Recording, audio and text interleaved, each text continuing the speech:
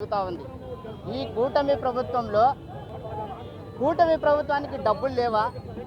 డబ్బుల కోసమైనా మా దివ్యాంగుల వ్యాప్తంగా తొలగించడం జరిగింది. వారికి గతంలో ఇచ్చినటువంటి 2010లో ఇచ్చినటువంటి డాక్టర్లు కాదా?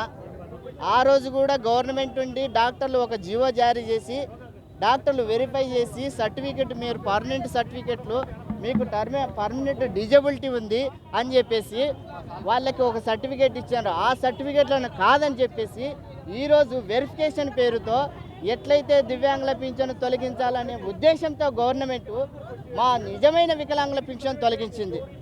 కాబట్టి రాష్ట్ర వ్యాప్తంగా మేము దివ్యాంగులను రాష్ట్ర వ్యాప్తంగా ఆందోళన కార్యక్రమం చేపడతాం.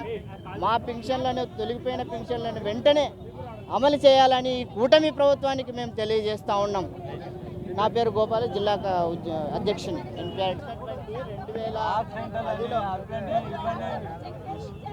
అర్హత కాదు అని చెప్పేసి మీరు అర్హత కాదు అని చెప్పేసి సర్టిఫికేట్ 90% ఉన్న వాళ్ళకి 54, 55, 60 అని ఈరోజు క్యాస్ట్ ఇన్కమ్ సర్టిఫికేట్లకు వస్తే ఆ సర్టిఫికేట్ తీసుకొని ఏ రకంగా మేము దివ్యాంగులం అనుకొని చెప్పుకోవాలి.